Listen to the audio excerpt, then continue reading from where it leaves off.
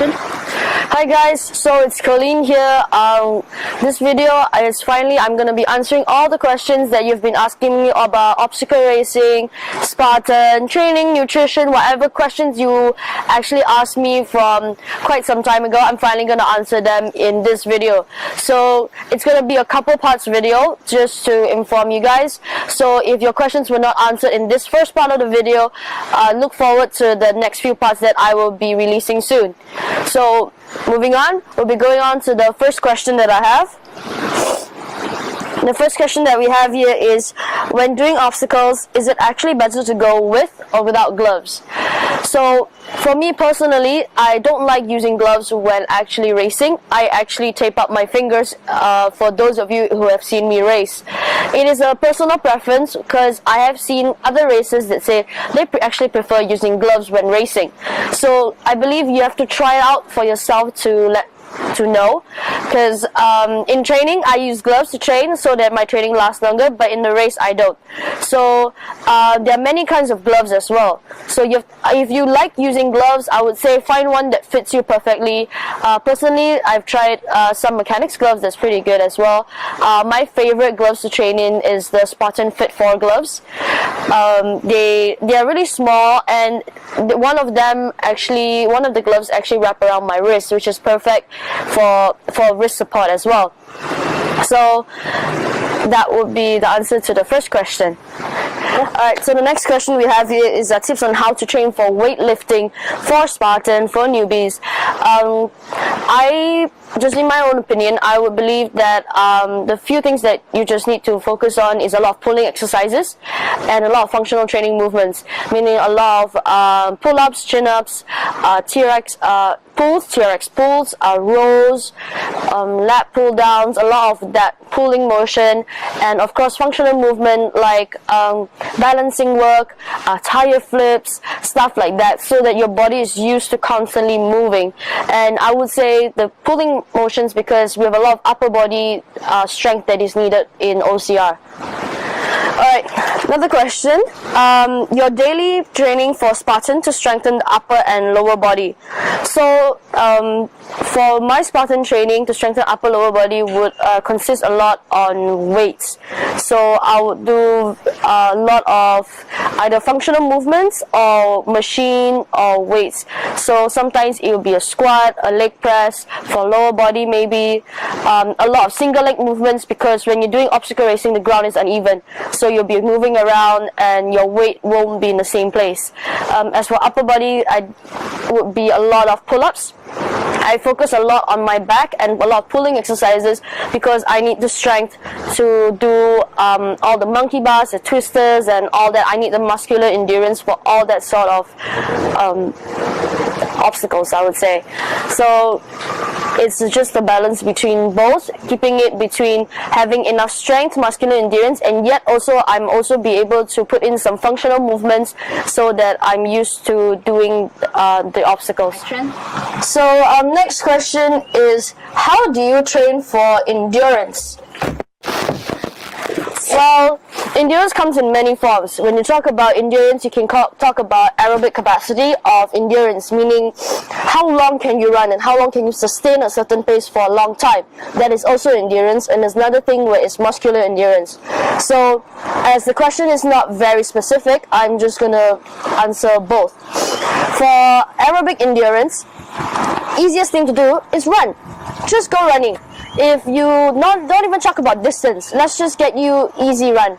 We just say, just start out with 20 minutes of running.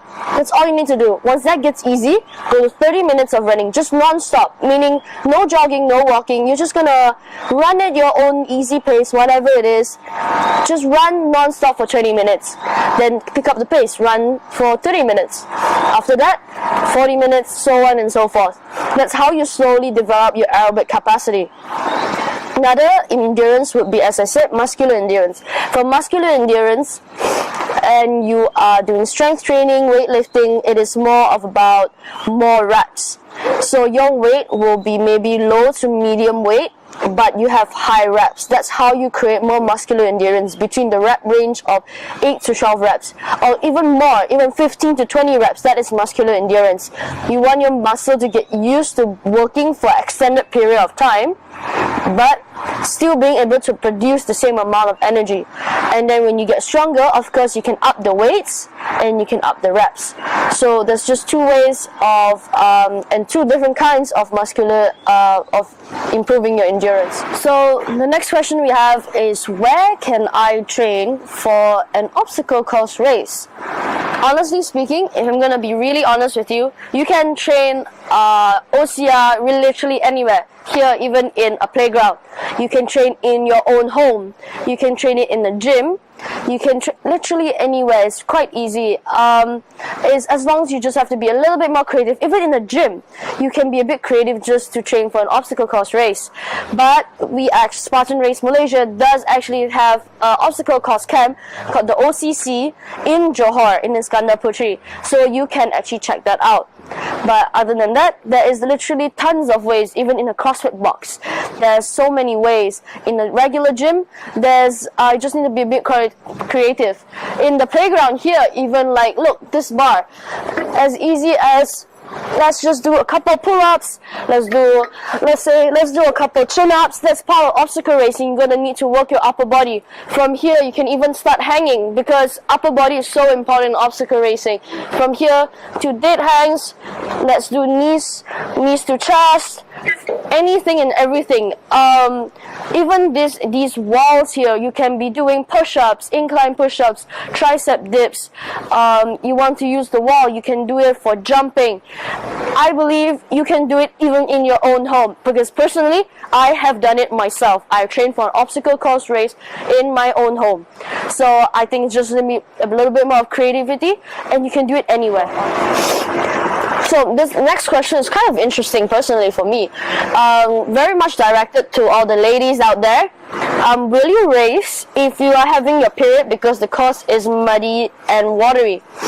Personally, I have never not raced because I'm having a period. I've never not trained because I'm having my period as well. Despite the course being muddy and wet, I've never had an issue being on my period and still going for the race. I believe if you're worried about that, you just need to find the right pad, or personally I prefer tampons, and it's actually worked wonders, really wonderfully throughout the race.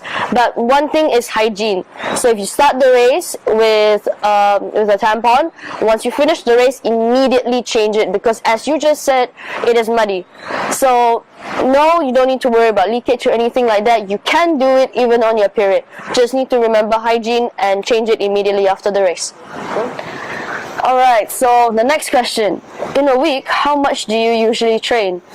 For me, my livelihood as a career, I would say flat out first, is as an athlete. So this is sort of my job.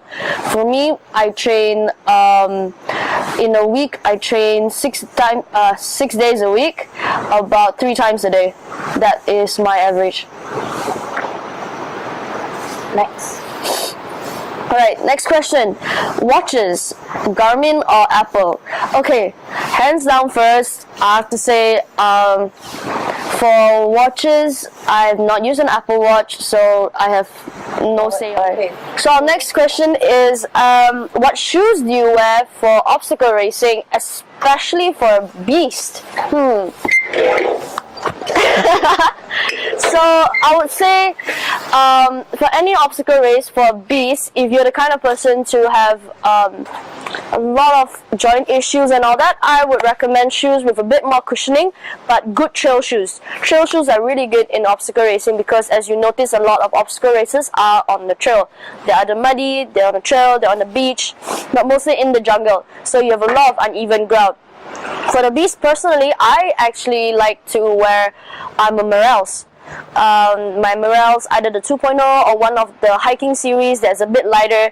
I love my shoes that have really good support but very lightweight. I don't like shoes that are very heavy. So for now, I have found that the my morals have fitted me perfectly and have helped me a lot in these races, even in the Beast. But I've also known that the Salomon shoes, the Salomon S-Lab and the Salomon X Trail, has had good reviews for certain OCR races that I know. So these are just a couple of shoes that I'm aware of that are good for Spartan Race Beast races. Alright guys, so this is the end of the first part of my Q&A session. If you have more questions, you can DM me, or if anything, leave in the comments below. DM me on my Instagram, on my Facebook page, anything. I will try to answer them in the second part of the video.